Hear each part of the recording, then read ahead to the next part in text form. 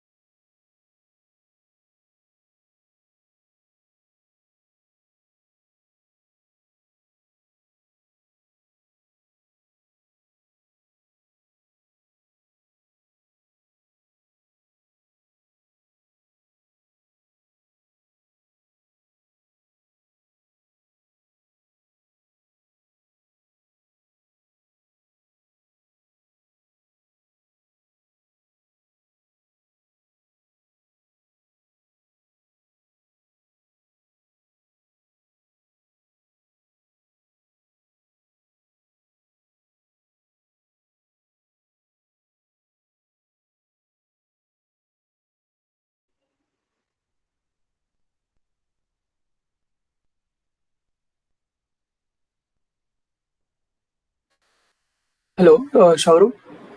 Hey Anirudh. Have you started recording the session?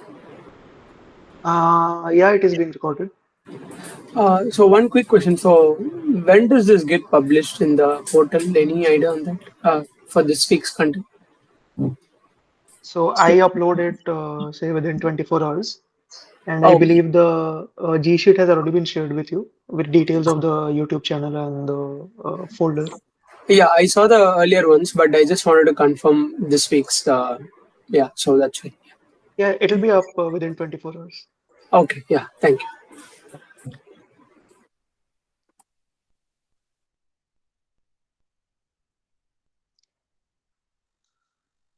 So as we two are the only one here, we can make it into a dialogue rather than a monologue. So did you have the chance to go through this week's lectures? Yeah, I wouldn't say completely, but I just got a chance to go through some of them. Okay, so they mostly dealt with differential equations, ordinary differential equations. Yeah, And I believe primarily, for the most part, it was with first order differential equations. yes, correct. Yes, yes. So I've just say distilled a few key ideas and the standard forms, the standard solution for those. Yeah, And we have many questions lined up. So solving them should be fun. I also have a few cases which illustrate the nuances of, say, sometimes when you lose a solution or when your assumption might be wrong. So we'll go through those. yeah. Okay, cool. And So, yeah. sorry to disturb. So actually, I have a hard stop at 7 p.m. So I'll be leaving at 7 just to let you know. Yeah. Sure. Not a problem. Yeah. Thanks, Saurabh. Yeah. Hey, Madhav. So we were just getting started. So this week was mostly devoted to differential equations, ordinary differential equations.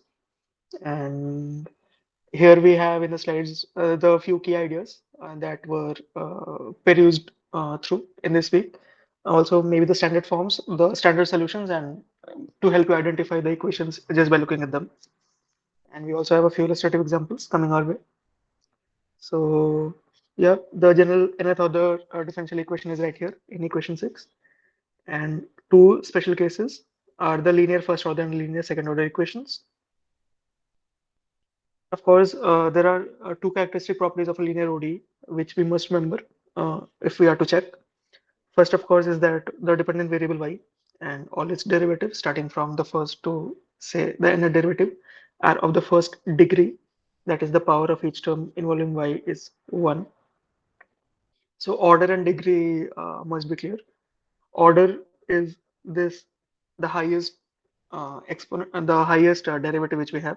When you have this term in brackets, it usually denotes the derivative. When you have it without brackets, so this would be an exponent, and this determines the degree. Sorry, this determines. Okay, not the degree. Sorry, this is the order. Really sorry. This would determine the order of the equation, and if this were to be raised to some power, this would determine the degree. And in such a case, for ordinary differential equations, especially linear ones, the coefficients from a0 through an should depend at most on the independent variable x. They should not be functions of y. And a nonlinear ODE is simply one that is not linear. Another class of problems which Professor Day went over this week were initial value problems, where of course you have a differential equation, which is an approximation of the physical system, and you have information about the state of the system at certain time periods. So typically, if it's just say first order equation, say in terms of y prime, then typically you would have say the information of the state at y0 or at any other given time. But this is for the zeroth derivative. If the equation involves y double prime, you might have information of the states at say some time period corresponding to the first derivative. and some time period corresponding to the variable itself. So over here we have a few typical examples. Solve dy dx equals fxy subject to the information of the state at x naught equaling y naught. Similarly, if you have a second order equation, you might have the information of the state both for the first derivative as well as for the variable itself. Separable equations, of course, are one where you can segregate the variables on either side, and they are the simplest to solve. Of course, if you are able to say reduce or break down any given equation into a separable form, your job is done. Here we also have an example which will illustrate the method of separation of variables in a ODE, and where we'll look at one key idea, which yeah, I'll just show it. So let's try solving it. So maybe the straightforward thing which would occur to you is that we have y on one side, no x, so maybe we can bring y to the side of dy, only have dx on the other side, and then if I integrate this, I should have my solution. So let's work on the LHS. So if you have, say, you have two factors, so those would be y plus 2 and y minus 2. So this is of the form a square minus b square equals a plus b into a minus b. And this will, in turn, it can be separated into, say, one term with y plus 2 in the denominator, another term with y minus 2. And these can be worked out very easily. So we just simplify this equation. So we have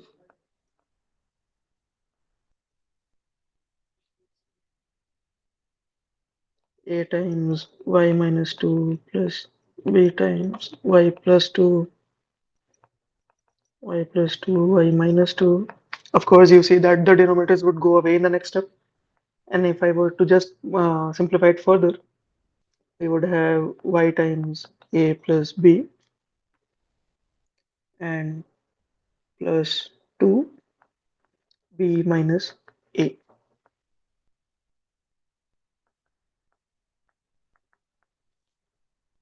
And here, comparison of the coefficients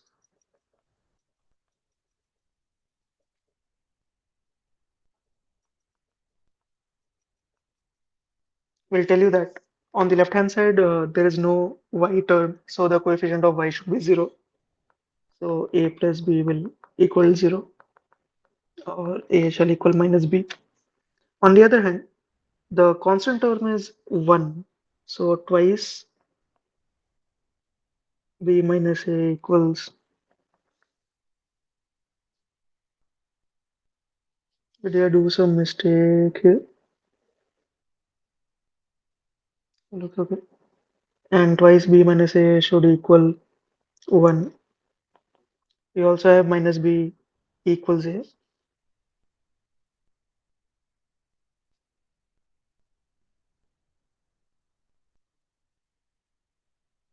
So this is twice.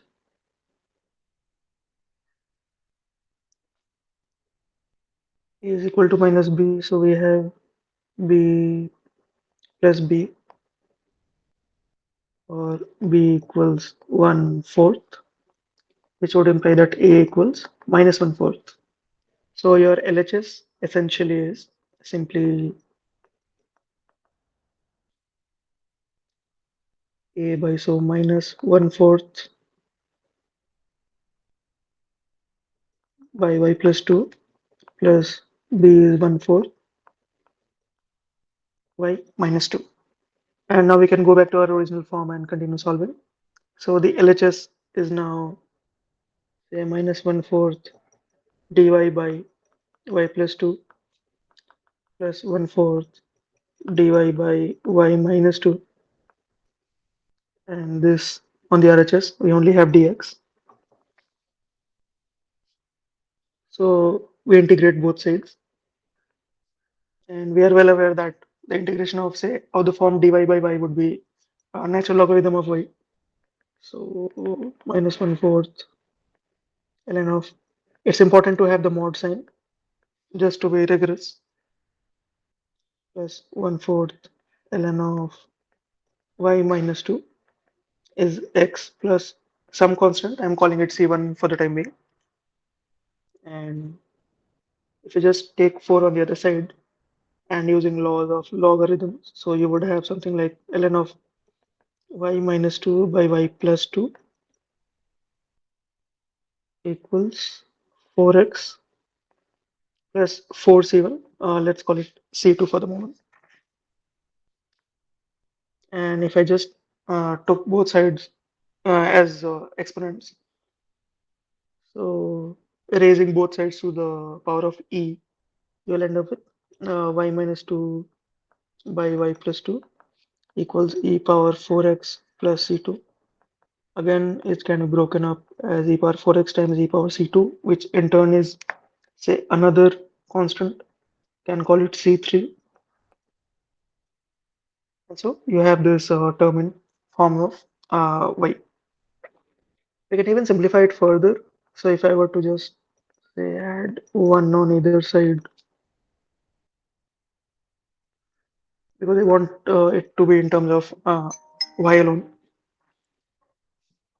So that would imply that y minus 2 plus y plus 2 y plus 2 is 1 plus c3 power 4x, or y by y plus 2 is 1 plus c3 power 4x, y y plus c3 e power 4x, y plus 2 plus 2 c3 power 4x, or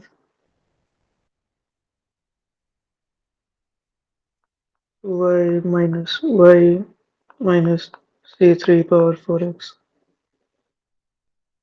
Y is 2 into 1 plus c3 power 4x. So y times 1 minus c3 power 4x is 2 into 1 plus c3 power 4x, or y is 1 plus c3 power 4x by 1 minus c3 e power 4x. So this is our solution. Now the thing to note here, more importantly, so we have arrived at the solution. It was pretty straightforward. But if we go back to our original equation, dy dx is y square minus 4.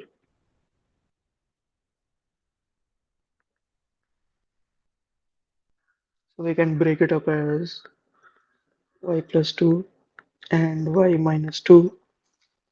And straight away we can see that, so two trivial or two constant solutions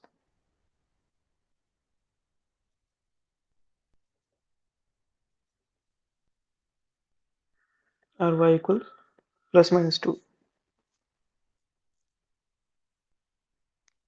Because if y equals 2, the left hand side will be, say, ddx of a constant, it will be 0. The RHS also would be 0 because plus and minus 2 are roots. So these will be two constant or trivial solutions. And let us see if we can get these solutions from this solution that we computed after, say, so much computation. So if I want to have y equals 2, so that would imply 2 equals 2 times 1 plus c3 power 4x by 1 minus c3 power 4x, which would in turn imply that 1 plus c3 power 4x is equal to 1 minus c3 power 4x,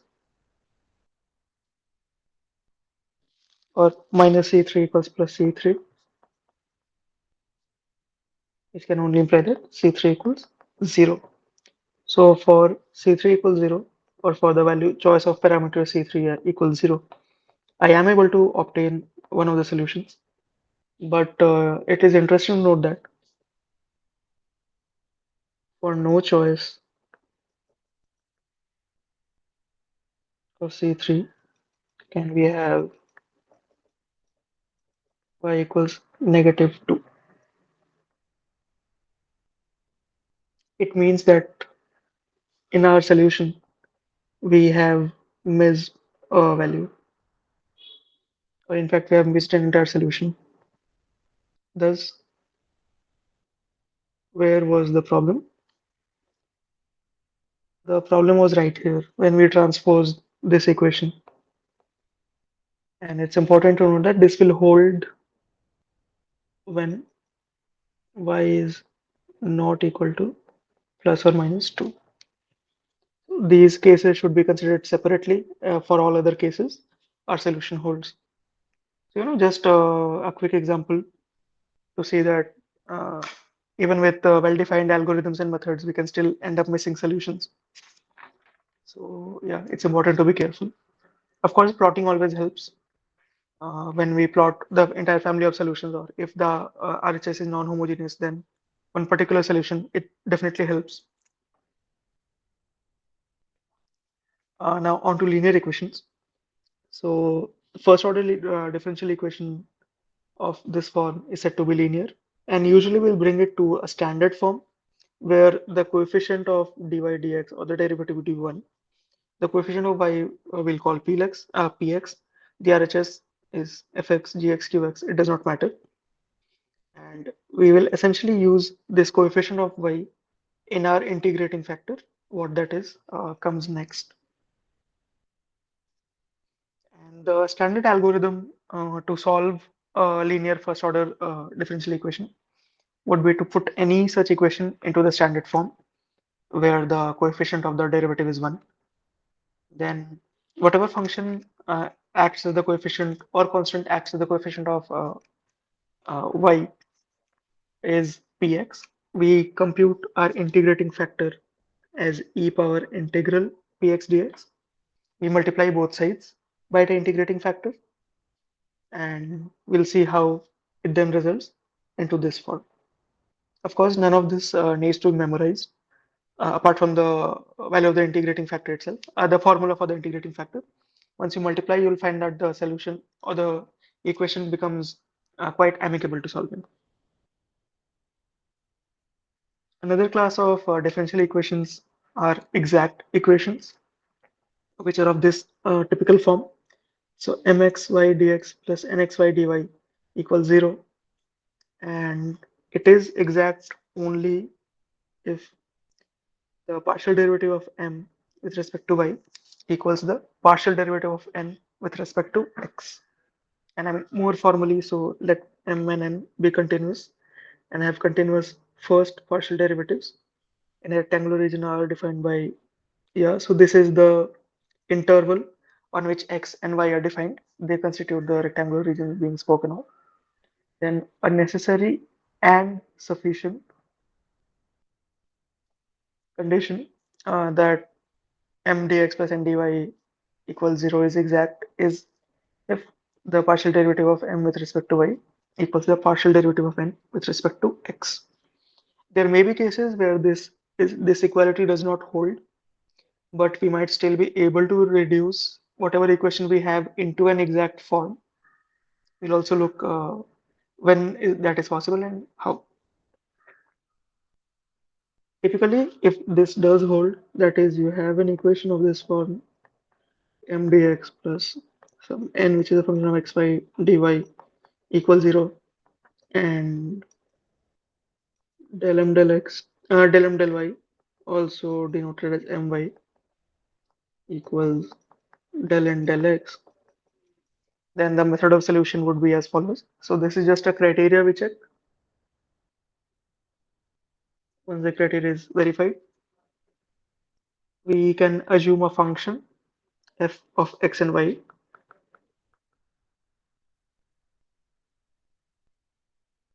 and we can put the partial derivative of f with respect to x as our function m. When we integrate it back, we'll have some constant of integration, which is indeed a function of y, because here we just had the partial derivative, not the full derivative. Again, when I differentiate this function f with respect to y, that is indeed n. Here it was m, and we'll thus have two equations for del f equals del y. One is equal to n, and one is whatever we obtain by differentiating this with respect to y. We equate those two, we obtain an expression for this g prime of y, where gy was the constant of integration from the previous step, and put it back here into equation 5, end up with our solution. I'll also illustrate this with examples. And yeah, in case our original equation is not in the exact form to begin with, there might be cases when it can be reduced to an exact form. So we can check that whether my minus nx by n is a function of x alone, then this can be our integrating factor. Or if nx minus my by m is a function of y alone, then this can be our integrating factor. If neither holds, then quite possibly there is no way to reduce the given equation into an exact form. So I'll just also illustrate this with a quick example. So our usual form for an exact equation would be mdx plus ndy equals 0. And the criteria to check whether it is exact or not,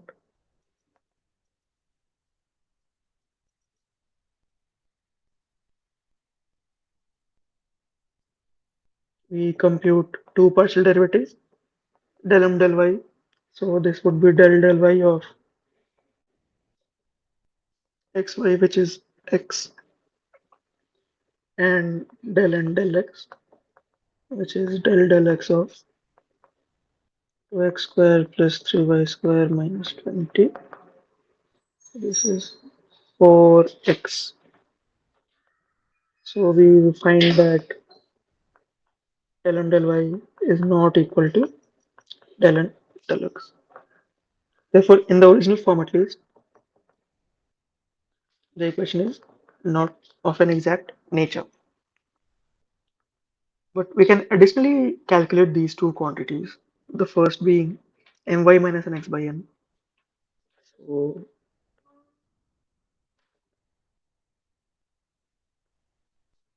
my is nothing but del m del y. So which is x, and x, which is del n del n, is 4x by n being 2x square plus 3y square minus 20. This is minus 3x by 2x square plus 3y square minus 20. But we don't even need to compute it so far. The only criterion to check is that whether it is a function of x alone. Is it a function of x alone? No, it isn't. So not a function of x alone. Let us check the other quantity to be computed, nx minus my by m. So nx minus my by m. Nx again is 4x, my is x, m is xy. So this is 3x yxy or 3 by y. And we find that this is a function of y alone.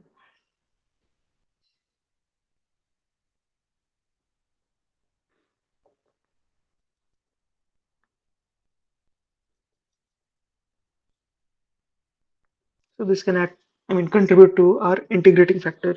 And in such a case, our integrating factor turns out to be e power integral nx minus my by m dx, or dy maybe, dy, because it is a function of y alone. So this will turn out to be e power integral 3 by y dy, or e power the natural log of mod of y, and we know that how logarithms work. So this will turn out to be y cube. Why is there no constant here? Because we're just computing this integrating factor.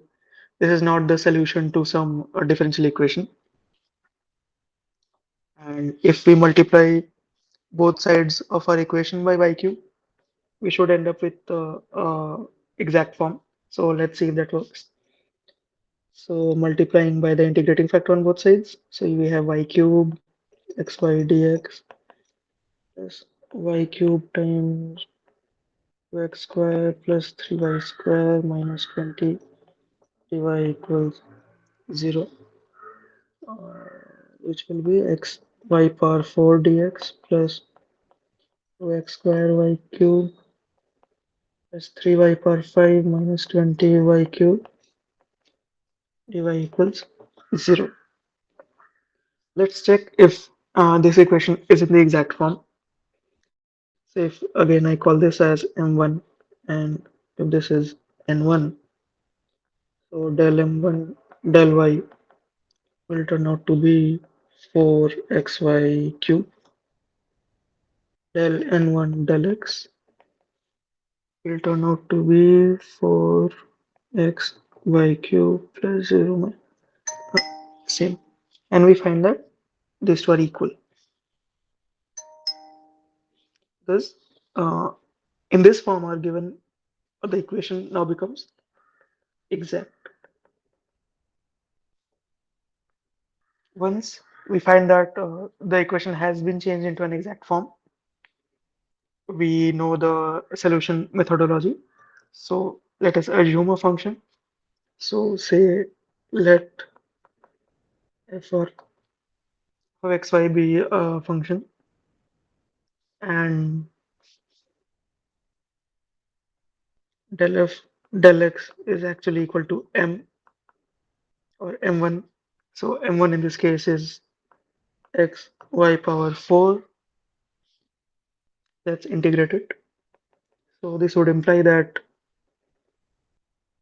f of xy is equal to x power y power 4 dx plus some constant of integration which will be a function of y alone,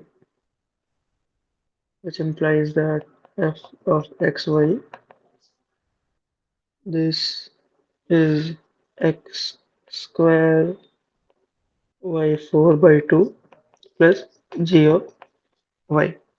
Now let's differentiate this function with respect to y, and what we end up with is 4x square y cube by 2 plus g prime of y, which is 2x square y cube plus g prime of y. But we already know that this is equal to n, n1. So 2x square y cube plus g prime of y, n1 here is 2x square y cube plus 3y power 5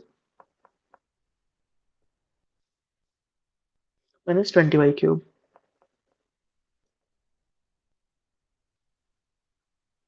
which implies that g prime of y is equal to 3y power 5 minus 20y cube, and thus computing g of y becomes rather straightforward.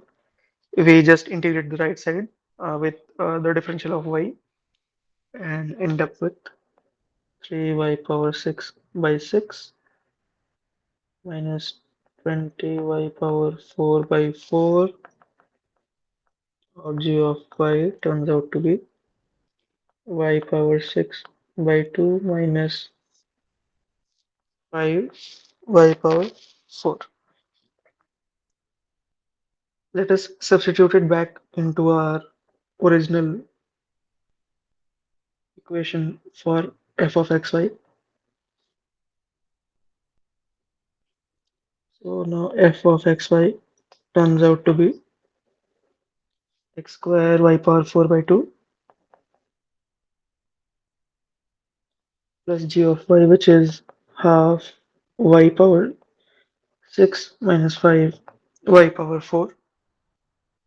And indeed, this f of xy equals constant is the solution or contains the family of solutions to this given linear equation.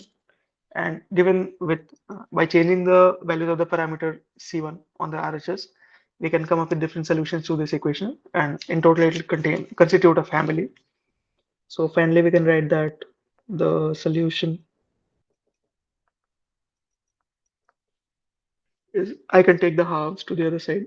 So x square y4 plus y6 minus 10 y power 4 is some constant c, which is actually equal to twice c1. So this illustrates how we can say reduce a non-exact differential equation to an exact form under some circumstances. Those circumstances being if these quantities my minus nx by n is some function of x alone, or if nx minus my by m is some function of y alone. If neither of this is satisfied, it might not be possible to reduce the given equation to an exact form.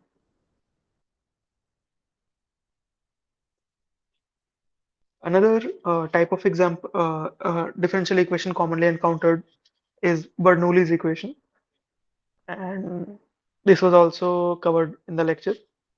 So where we end up using the substitution. So if you encounter an equation of the form dy dx plus px times y equals sum fx times y to the power n. So if you do not have y to the power n here, it would simply be, say, a linear equation in its standard form. But once you have y to the power n on the RHS, it becomes Bernoulli's equation. And the way to solve it is that, well, of course, trivially for n equals 0 and n equals 1, the equation remains linear. But whenever you have some, say, exponent greater than 1, then the substitution u equals y power 1 minus n will reduce it to a linear equation. We will also go over an example towards the end to clarify this further. Another class of problems which was discussed this week deals with finding the other solutions if one solution is given to us, which is also known as reduction of order, because once you substitute the given solution, you're essentially solving or working with a differential equation which is one order lower. So, say for the second order differential equation, y double prime plus px times y prime plus qx times y equals 0, where px and qx are continuous on some given interval I. If we assume that y1x is a known solution on the given interval, and y1x is not trivially 0 for every x in the interval, then we can have a second solution which will be some function of x times y1. If this were not a function of x but just a constant, then the solution would not be linearly independent, as we have already been discussing over the past 2 weeks. Once we substitute the given solution into our original equation, we find that some part of it turns out to be 0, and the remaining is done what we work with. So u double prime is, say, substituted by w prime, or in fact w is equals to y prime is a substitution, or w equals to u prime in this case. That is why the reduction of order, because already I am assuming one variable to be a derivative of the other. So in the DE, what I'll end up with is derivatives which are one order lower. And the advantage of this is that the final form is both linear and separable. And after going through some routine integration steps, what we can come up with and some clever choice of the coefficient constants, of course. What we can, without compromising the generality, what we can end up with is a formula or a form for the second solution given the first solution. So, of course, both options are open to us. We can compute it, uh, say, step by step from first principles, or in certain cases, it might be pretty handy to just use the formula directly. And the formula is that given a first solution y1 of x, the second solution will be y1 times the integration of e times e to the power minus integral px dx by y1 squared dx. I will again illustrate this in an example. Towards the last few lectures of this week, we also started or simply got a flavor of higher order differential equations, and where we started dealing with the general solution which had both the particular and the homogeneous parts.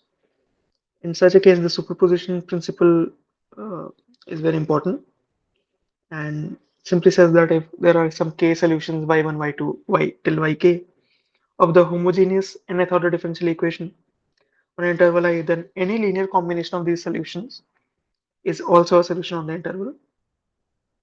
And there exists a fundamental set of solutions where if y1, y2 through yn are n linearly independent solutions, linear independence being important, of course, of the homogeneous linear nth order differential equation on a given interval I, then they constitute the fundamental set of solutions on the interval. How do we check whether the given solutions are linearly independent or not? We compute a quantity called the Wronskian. So this is analogous in some way to the determinant. Of course, the physical meaning of both is vastly different.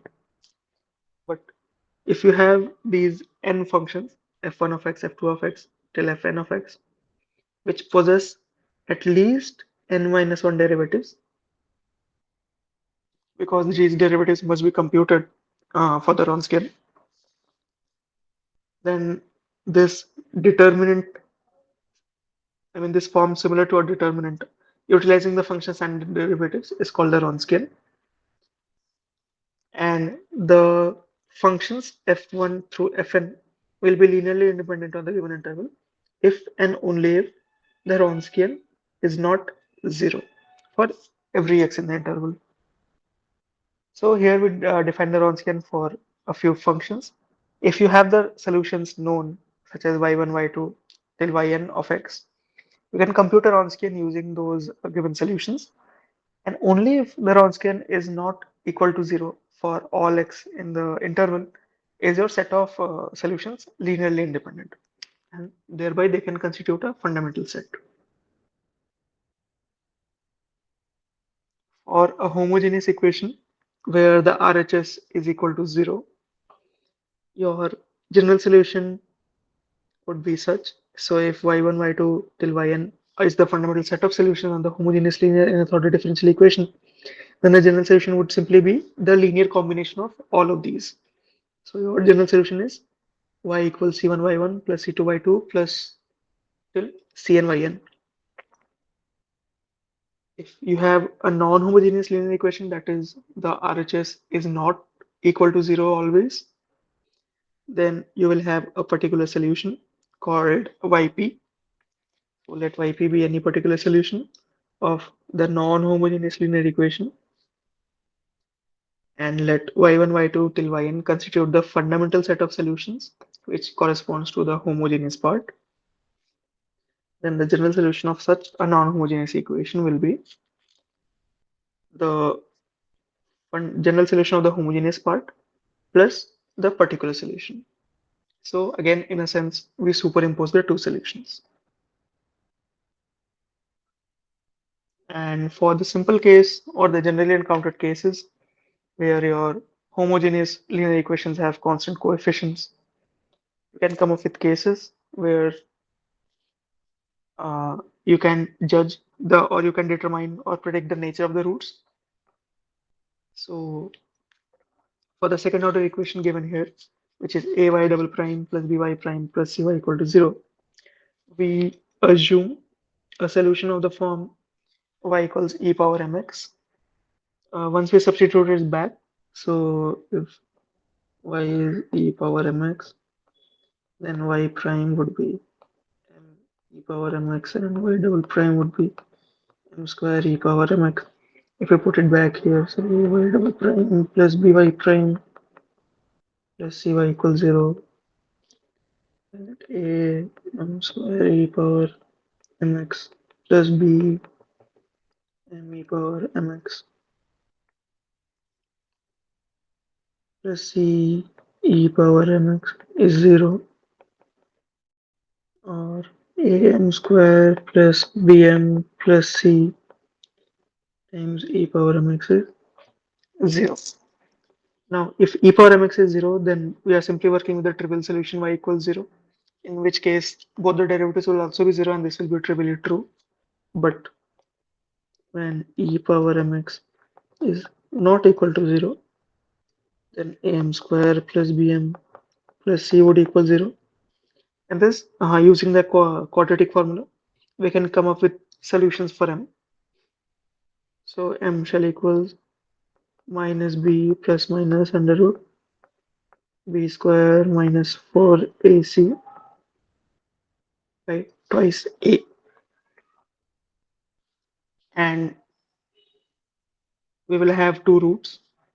If they are both real and distinct, that will be the case when b square minus 4ac is greater than 0, or the discriminant is greater than 0. If the discriminant equals 0, the roots would be real and equal. And if the discriminant b square minus 4ac is less than 0, then the roots would be conjugate complex. And once we have determined the nature of the roots, we can also determine the general form that these roots will take, or the form of the general solution in such a case. So in case where the roots are real and distinct, then the general solution will take the form y equals c1 e power m1x plus c2 e power m2x. In case where the discriminant, I'll just write it here just in case. This is discriminant greater than 0, this is discriminant equal to 0. When your roots are real and equal, we will still obtain one exponential solution, which is y will equals e power m1x. And the second solution in such a case will have to be found from the direction of order, where, if you just recollect, given one solution, we can find the other via this handy formula, and the other one would thus be x e power m1x. Thus, the general solution in such a case would turn out to be y equals c1 e power m1x plus c2 times x times e power m1x. And for the case where the discriminant is less than 0,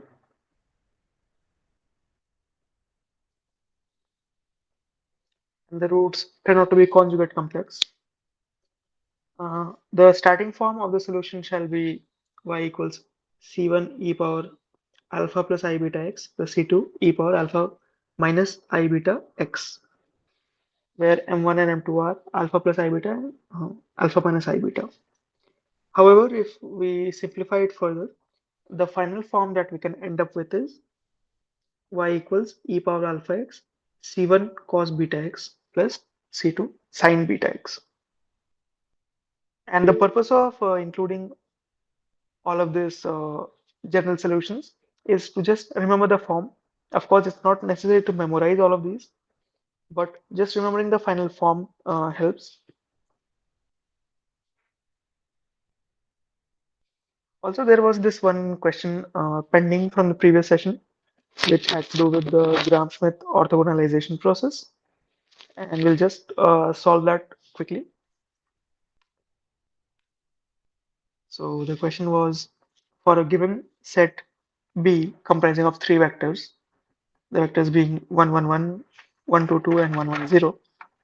It's said that these three vectors or the set B constitute a basis for R3. However, what we want is an orthonormal basis B star. So how can we convert any given basis into an orthonormal basis? And the way to do it is via the Gram-Schmidt orthogonalization algorithm.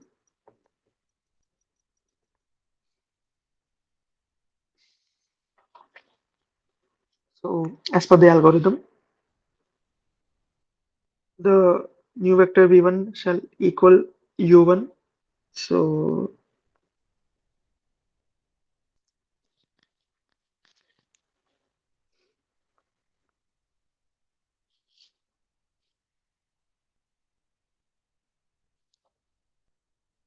now the second vector v2 shall equal u2 minus u2 dot v1, u2 minus u2 dot v1 by v1 dot v1 times v1. This in turn shall equal 122 minus 122 dot 111 by 111 dot times v1, which is 111. So we have two dot products here, both in the numerator and denominator. So this will turn out to be just scalars, and the vector v1 would be scaled by this scalar. So this is 122 minus 1 into 1 plus 2 into 1 plus 2 into 1 by 1 square plus 1 square plus 1 square times 111.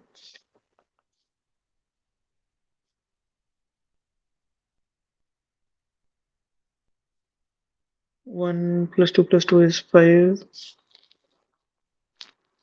This is 3, 111. And what we end up with is minus 2 by 3. 2 minus 5 by 3 is 1 by 3. And 2 minus 5 by 3 is 1 by 3. This is the vector v2. Now for v3, v3 will be u3 minus u3 dot v1 by v1 dot v1 and v1 minus u3 dot v2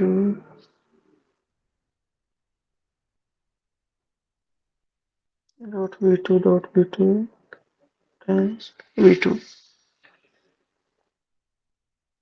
So v3 shall equal u3 is given to be 110 minus 110 dot 111 by 111 dot 111 v1111 minus u3 is 110 dot v2 turned out to be minus 2 by 3, 1 by 3, 1 by 3 by 2 by 3, 1 by 3, 1 by 3 dot minus 2 by 3, 1 by 3, 1 by 3 times minus 2 by 3, 1 by 3, 1 by 3 equal to 110 minus this is 1 square plus 1 square plus 0 by 1 square plus 1 square plus 1 square times 111 minus minus 2 by 3 plus 1 by 3 plus 0 by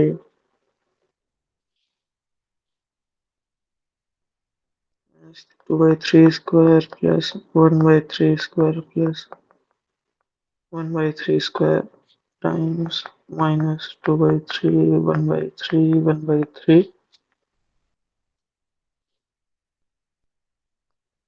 This is 110 minus 2 third, 2 third, 2 third minus this turns out to be minus 2 by 3 plus 1 by 3 is minus 1 by 3 by 4 by 9 plus 1 by 9 plus 1 by 9 6 by 9, which is 2 by 3 times minus 2 by 3, 1 by 3 and 1 by 3.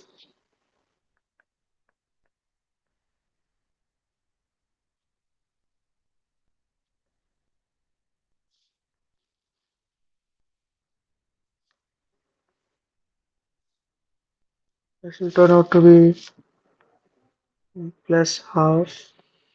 So this becomes minus 1/3. This becomes 1/6 and this becomes 1/6. And finally, we have 1 minus 2 third minus 1/3 is 0. 1 minus 2 third is 1/3 plus 1/6. 1/3 is 2/6 plus 1/6 3/6, so half. And minus 2 by 3 plus 1 by 6 minus 4 by 6 plus 1 by 6 is minus 3 by 6, so minus half. So I will just collect all of them here. So V1 is same as V1, 1, 1, 1. V2 is minus 2 third, 1 third, 1 third.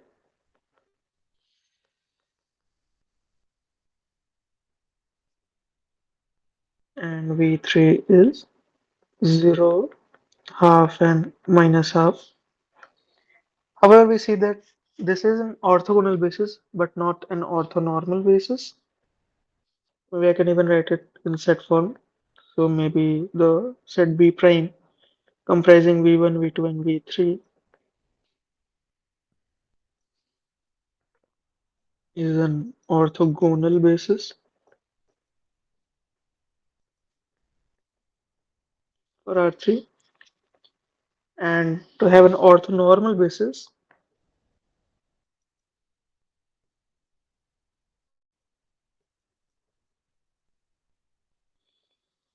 we divide each of these vectors by their magnitudes.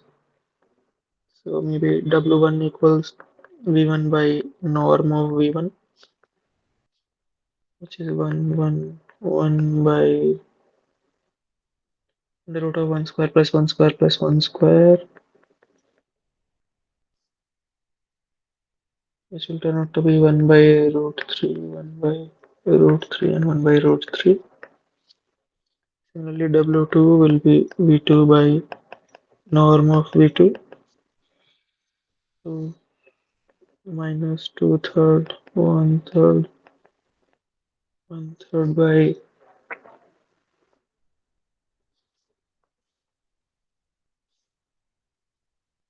is 4 by 9 plus 1 by 9 plus 1, 6 by 9. So root 6 by 3, or these can be minus 2 by root 6, 1 by root 6, 1 by root 6. And similarly for W3, we can have V3 by norm of V3, which is 0, half, minus half by 1 by 4 plus 1 by 4, 2 by 4, or root 2 by 2. Becomes 0, 1 by root 2 and minus 1 by root 2. And thus, I'll just collect them here again. So W1 is 1 by root 3, 1 by root 3, 1 by root 3. W2 is minus 2 by root 6, 1 by root 6, and 1 by root 6. W3 is 0, 1 by root 2 and minus 1 by root 2. The basis B star consisting of these three vectors W1, W2, and W3 is an orthonormal basis for R3. Why orthonormal? Because each of these vectors in the basis space W1, W2, and W3 are orthogonal to each other, as well as all of them individually have magnitudes of 1. Thus, the basis is an orthonormal basis, and any vector in R3 can be expressed, say, as a linear combination of these three vectors, which constitute the orthonormal basis. So that was the question on Gram-Schmidt orthogonalization from the past week. We'll solve the remaining questions after a short break.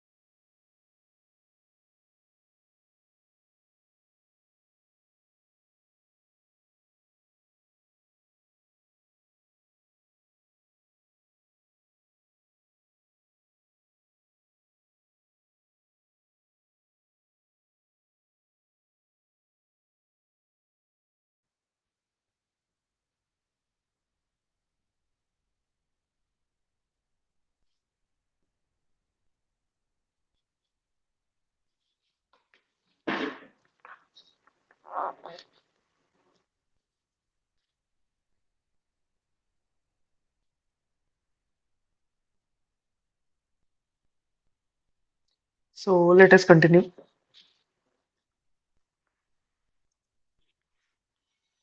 The first question asks us to solve the given differential equation x times dy dx plus y equals x square y square.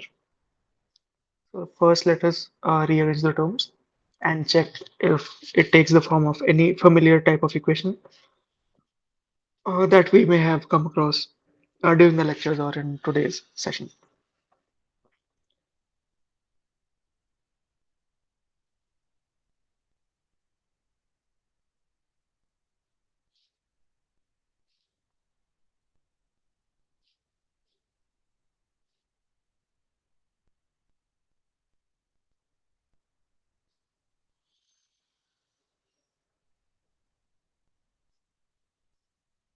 And we see that this is of the form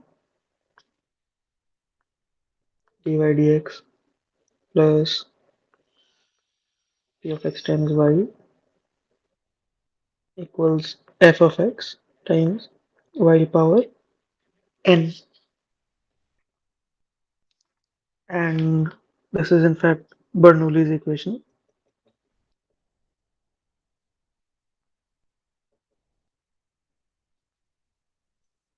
So if we remember, then this can be converted into a linear form by the substitution u equals y power 1 minus n.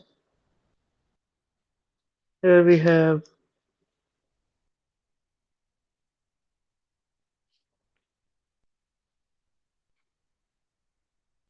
n equals 2. So u shall equals y power 1 minus 2 power minus 1 or u equals 1 by y. Alternatively, this also implies that y equals 1 by u. Thus, dy equals minus 1 by u square du. And if we substitute it back into our given equation, so we have dy dx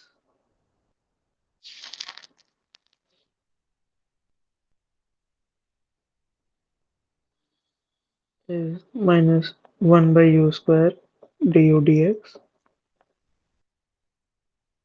plus 1 by x times y is nothing but 1 by u equals x square times 1 by u square.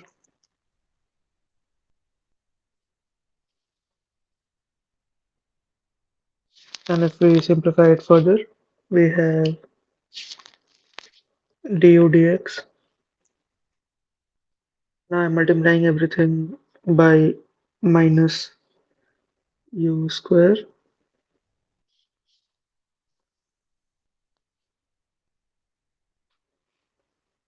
So this will be minus u minus 1 by x times u equals minus x square. And if we check now, this has actually taken the form, say, du dx plus p of x times u equals some q of x. So this is now a linear equation, and I can solve it by multiplying it with the integrating factor. Integrating factor being e power integral of px dx. In this case, p is equal to minus 1 by x, and so dx by x is ln x. So e power minus ln of x, which is x power minus 1 or 1 by x. So we multiply both sides of the equation by integrating factor, and we find that 1 by x du dx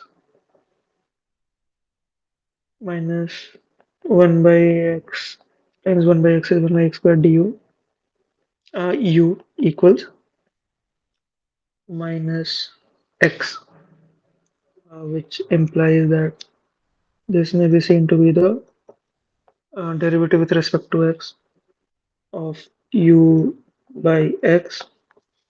So you have 1 by x times du dx plus u times ddx of 1 by x, which is minus 1 by x square, which is nothing but equal to minus x. And if we integrate both sides, we end up with u by x is minus x square by 2, or u is minus x cubed by 2. But if we remember, u is nothing but 1 by y. So 1 by u is minus 2 by x cubed, or y is minus 2 by x cubed. Oh, of course, we missed a constant here. So say c1, and this will have c1x,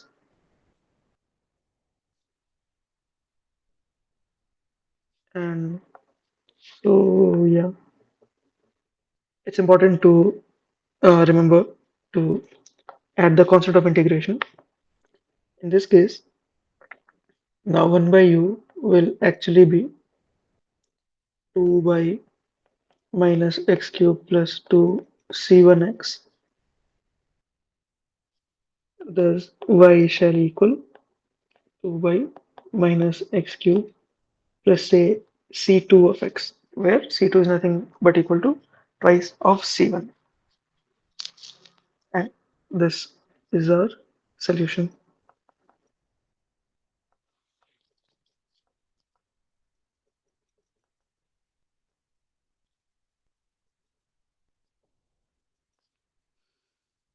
Differential equation. So we saw how we first rearranged the given equation into a standard form. Then we identified it as the Bernoulli equation. We cleverly used the suitable substitution for a Bernoulli equation, which is u equals y power 1 minus n, where n is the exponent to which y is raised on the RHS of this equation. Upon making that substitution, we ended up with a form which was in fact linear, and we are well aware that given a linear equation, we can compute the integrating factor, multiply either side by the integrating factor, and easily solve the equation. Next up, we have an initial value problem. So it says dy dx plus y equals f of x, given that at x equal to 0, y is 0, and f of x is defined piecewise as equal to 1 between on the interval closed interval 0 to 1 and equal to 0 for x greater than 1. So usually we have looked at equations where they are the equation the function of x is continuous on the given interval, but we may also encounter situations where it is only piecewise continuous. Thus, we should be ready to solve such scenarios. So it will help if we simply plot the function fx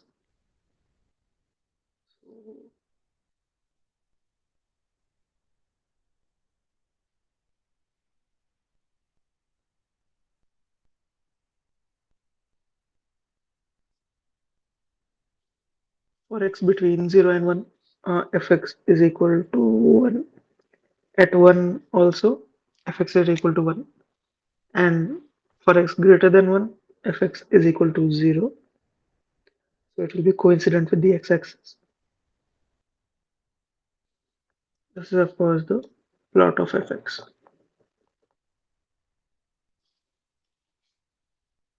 And since the function fx is defined piecewise, you must also solve it piecewise. So for the interval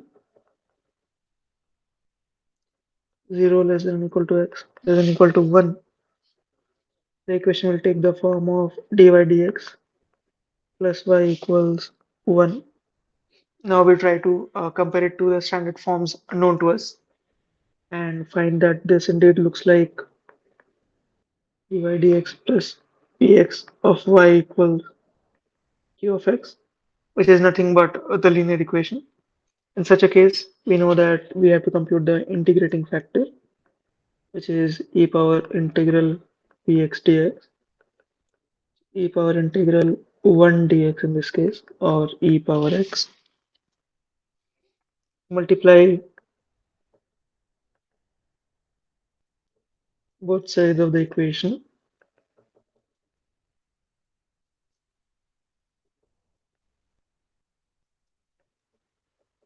by the integrating factor.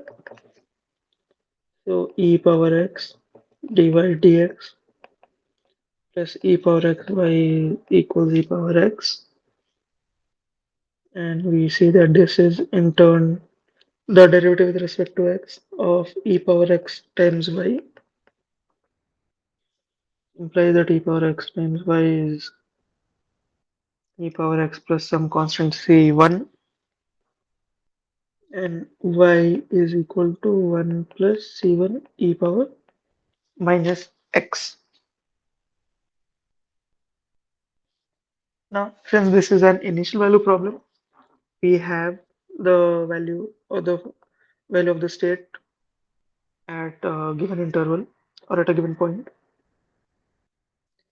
So given y at 0 is 0, and when we plug in this information, we have 0 equals 1 plus c1 e power 0, which is nothing but 1 plus c1. Thus c1 should equal minus 1. So for the interval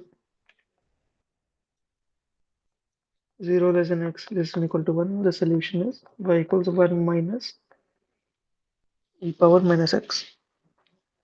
Now, for the second interval, for x greater 1, the equation will take the form dy dx plus y equals 0.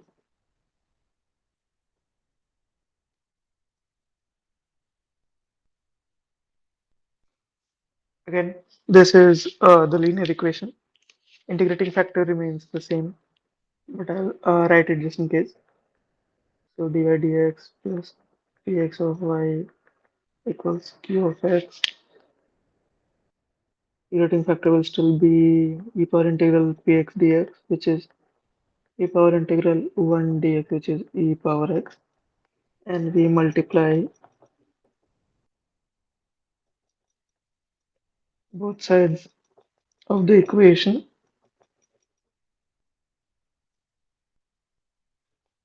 by the integrating factor. So we have ex dy dx plus e power x y equals 0. This is nothing but the d dx of e power x y, or e power x mz equals some constant c2, which in turn implies that y equals c2 e power minus x.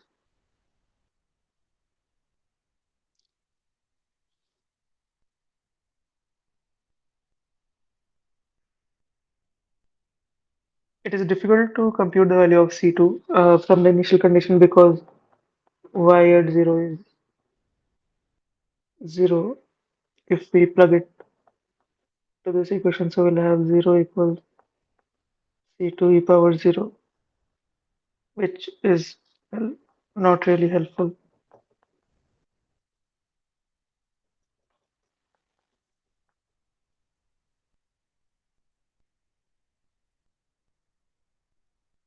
But maybe there is another way to compute C2. First, let's write the solution.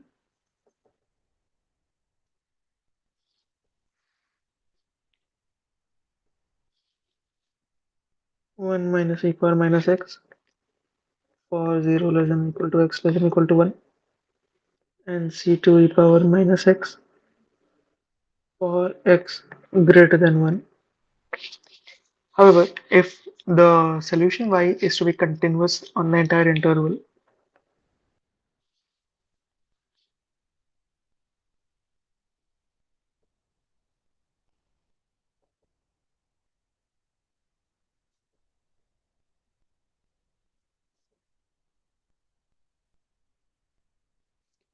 the limits, uh, the value of y, whether I approach it from the left or the right, should be the same at x equals 0. So at x equals 1, in fact. So whether I approach it from the right,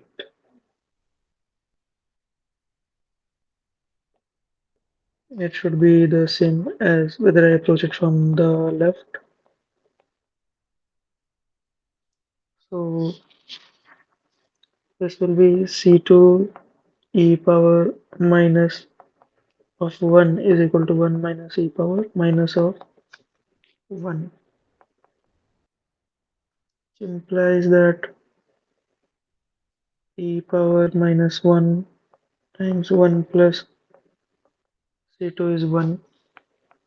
So 1 plus c2 is e, or c2 is e minus 1.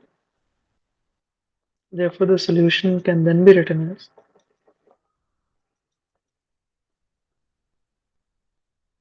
y equals 1 minus e power minus x when on the interval 0 less than or equal to x less than or equal to 1, and e minus 1 times e power minus x for all x greater than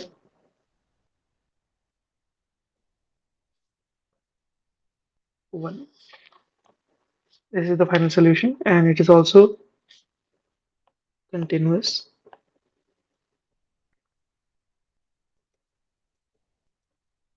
on the interval uh, 0 to infinity.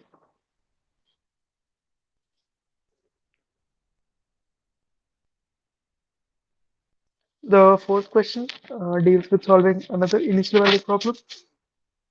This time, dy dx is equal to xy square minus cos x sin x by y times 1 minus x square.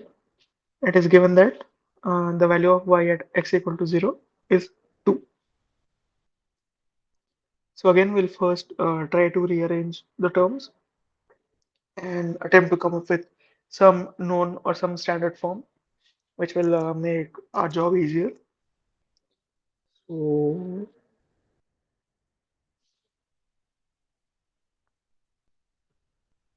let's go ahead.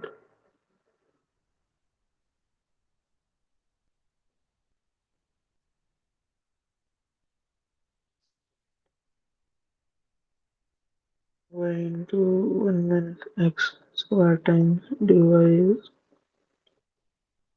xy square minus cos x sin x times dx. And when we look at this form, what I'm reminded of is m of xy times dx plus n of xy times dy equals 0. So let us explore that. So xy square minus cos x sin x dx plus x square minus 1 y times dy. Remember that I brought the term y into 1 minus x square times dy to the other side, and so I reversed the negative sign equal to 0. Now this is analogous, okay, maybe not the correct sign, but this is similar to the form m of xy dx plus n of xy dy. 0. So let us check for the criteria of exactness of the equation.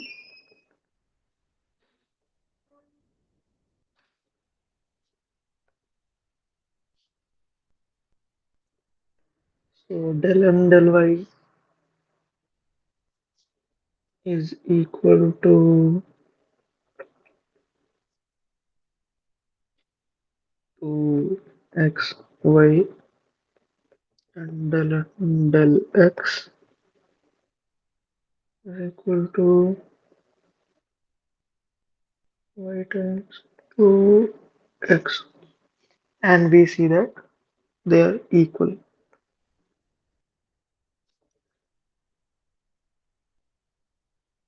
So we have been able to rearrange the equation into the exact form.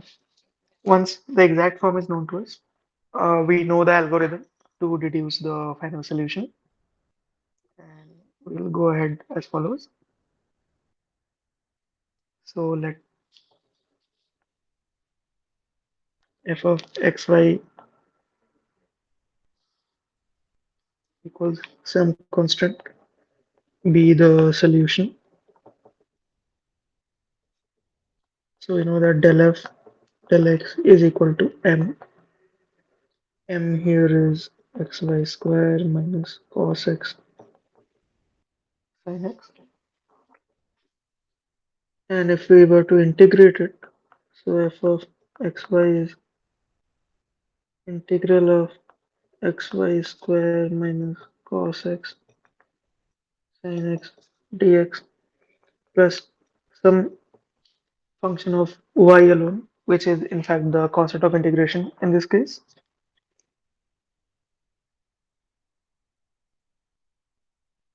So f of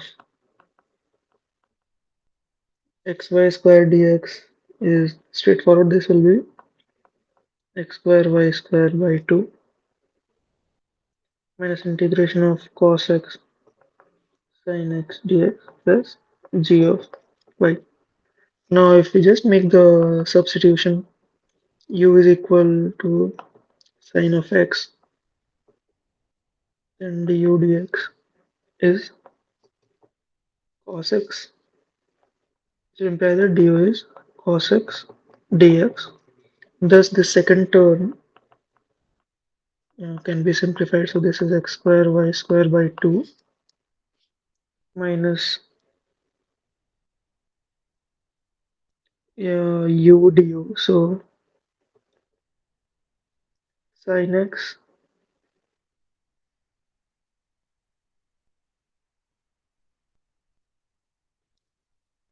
d of sin x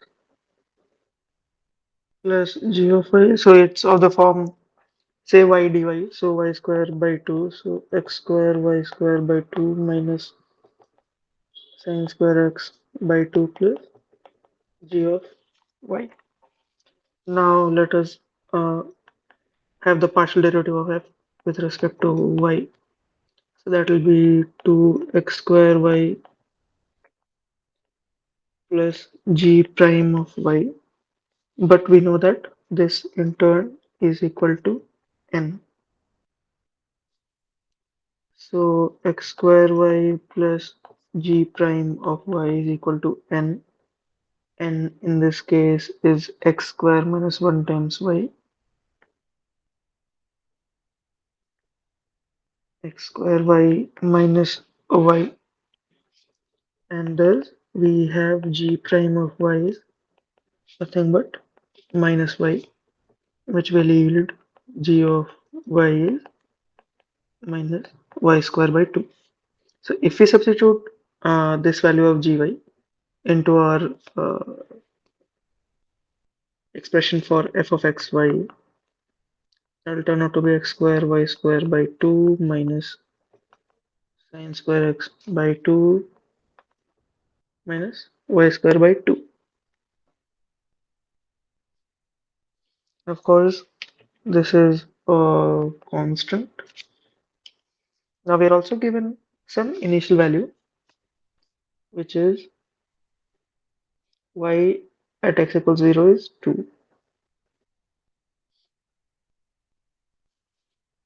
Now y at x equal to 0 is 2 implies that 0 times 2 square minus sin square 0 by 2 minus 2 square by 2 is constant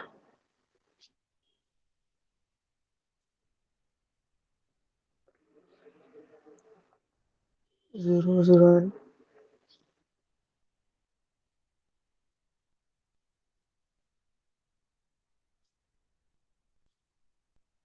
So minus 2 is c, or c is minus 2. Therefore, the equation becomes x square y square by 2 minus sin square x by 2 minus y square by 2 is equal to minus 2. Further, if we simply take the halves to the other side, this will become y square plus sin square x minus x square y square equals 4. This is the final answer. This is the solution.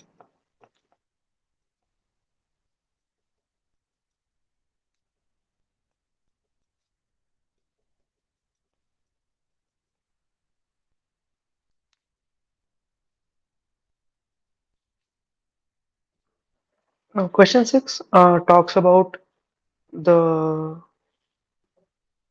radioactive elements, their half-lives, and a way to determine the half-life of the isotope if we are given the quantity remaining after a certain known period. So the question says, a breeder reactor converts uranium 238 into plutonium 239, and it is known that after 15 years, it is determined that 0.043% of the initial amount of plutonium has disintegrated. So we are asked to find the half-life of this isotope if the rate of disintegration is proportional to the amount remaining. A similar question has also been posed in the quiz for this week. Thus, going over this example may indeed prove beneficial. And let us uh, try to frame the problem in our own words. So, at any given time, let A of t be the amount of plutonium remaining,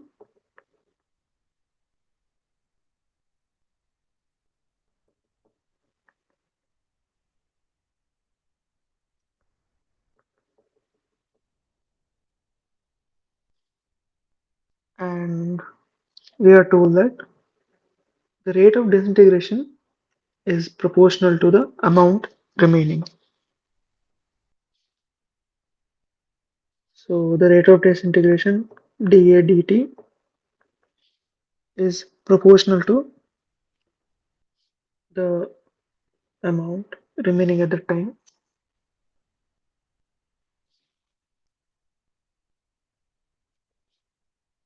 Further, we can assume that initially the amount of plutonium was equal to A naught, because the question speaks about 0.043% of the initial amount of plutonium.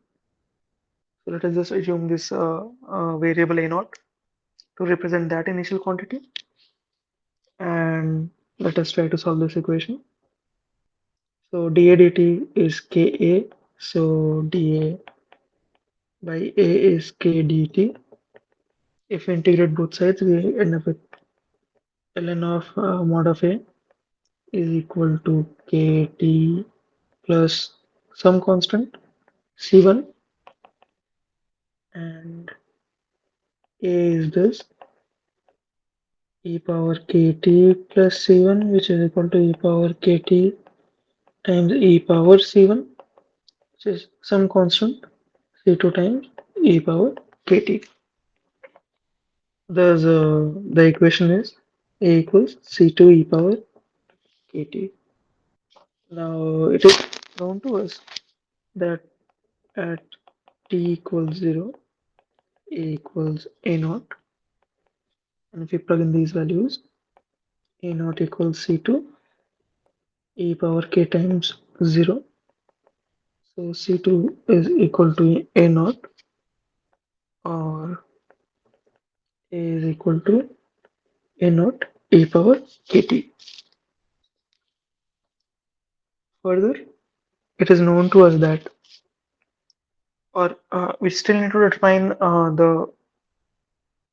the factor k, and that can be determined from the information given here.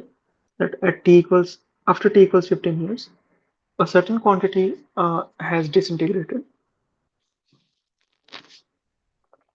So at t equals 15 years, the amount remaining is 0.043% less. So 100% minus 0.043 of the initial, and this comes out to be 0.99957 a naught. This can help us to compute the value of k. So 0.99957 a naught is equal to a naught e power k times 15, or 0.99957 equal to e power 15k by that ln of 0.99957 is 15k, or k is equal to ln of 0.99957 by 15, which comes out to be equal to 2.8673 into 10 to the power minus 5. And thus the equation governing the decay of plutonium in this case becomes A equals A naught e power 2.8673 into 10 to the power minus 5 t. Now we are asked to find the half-life of this isotope. So half-life implies time after which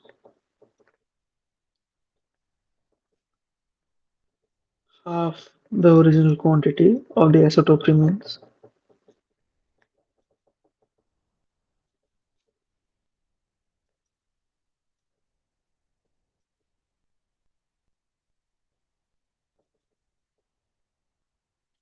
So at say t, h denotes t half. So at t equals t half, a equals a naught by 2. If we plug these values, a naught by 2 is equal to a naught times e power 2.8673 into 10 to the power minus 5 times t half, implies that half is equal to e power 2.8673 into 10 to the power minus 5 t half, or ln of half is t half times 2.6873 into 10 to the power minus 5, or t half is equal to ln of half by 2.6873 into 10 to the power minus 5. And if I compute this,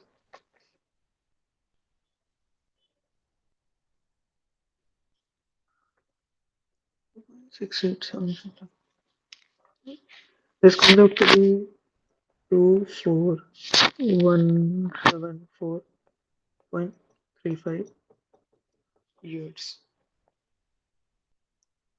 So this is the required half-life of the isotope.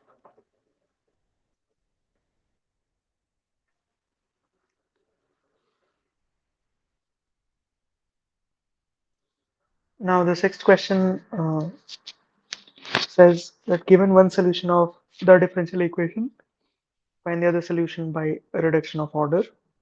And the differential equation given to us is 1 minus 2x minus x square y double prime plus twice 1 plus x times y prime minus 2y equals to 0. And the solution given to us is y1 equals x plus 1. Uh, so we are already aware of the fundamental idea that leads to this reduction of order, and we also have the ready-made formula which can provide us the second solution. Yeah, so it is right here. Given the solution y1, we can readily obtain the solution y2. So let us directly use the formula.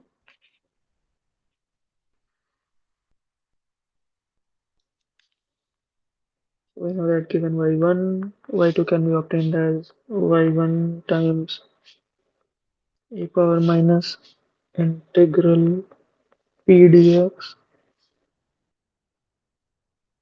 by y1 square times dx. Again, first we have to, okay, we did not put it in standard form, my mistake.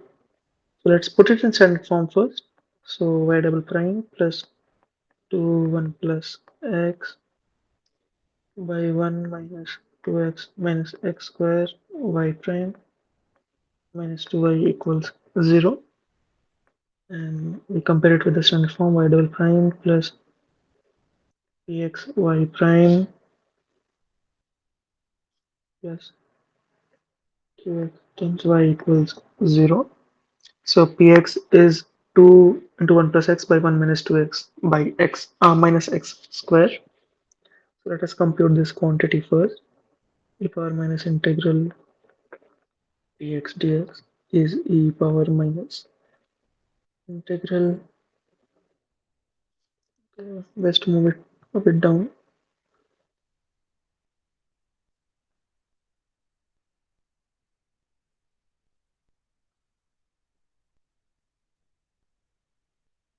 Yeah. Uh, 2 times 1 plus x by 1 minus 2x minus x squared dx. So if we assume that equals 1 minus 2x minus x squared and use minus 2 minus 2x, which is minus 2 into 1 plus x dx. So we see that with this substitution it can be readily solved, and this turns out to be e power integral d of 1 minus 2x minus x square by 1 minus 2x minus x square, which is of course the natural logarithm. So e power ln of 1 minus 2x minus x square, and this will come down. So this simply turns out to be 1 minus 2x minus x square. Now if we compute the quantity y2 or the solution y2, this will be y1, which is x plus 1 times this quantity that we computed right here, 1 minus 2x minus x square by y1 square, so x plus 1 square times dx, or y2 will become x plus 1. Notice how we cannot cancel this x plus 1 with this x plus 1 square because it is inside the integral sign, and we are computing integral with respect to the same variable, which is x. Integral, so x square This looks like minus of x squared plus 2x minus 1 by x plus 1 whole square dx, which is x plus 1 times integral of minus 1 times x plus 1 whole square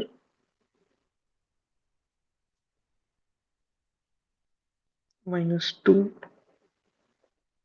by x plus 1 whole square dx, which is x plus 1 2 by x plus 1 square dx minus x plus 1 square by x plus 1 square dx. And this is x plus 1 times integral 2 dx by x plus 1 square minus dx.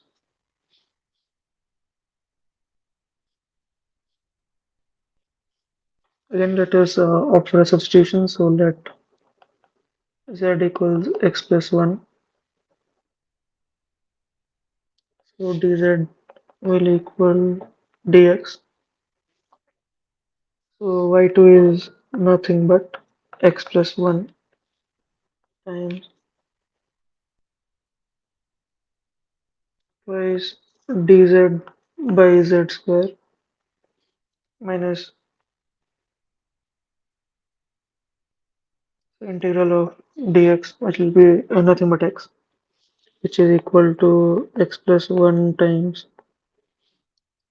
z power minus 1 by minus 1. So minus 2 by z minus x,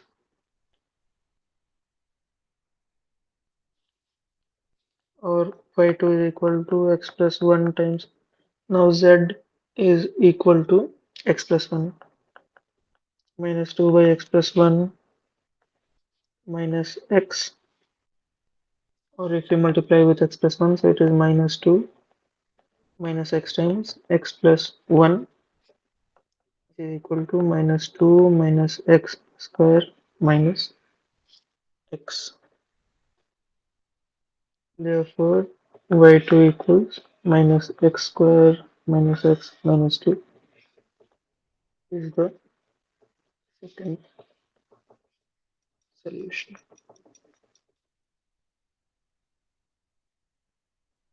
And that has brought us to the end of the questions which I had for this live session.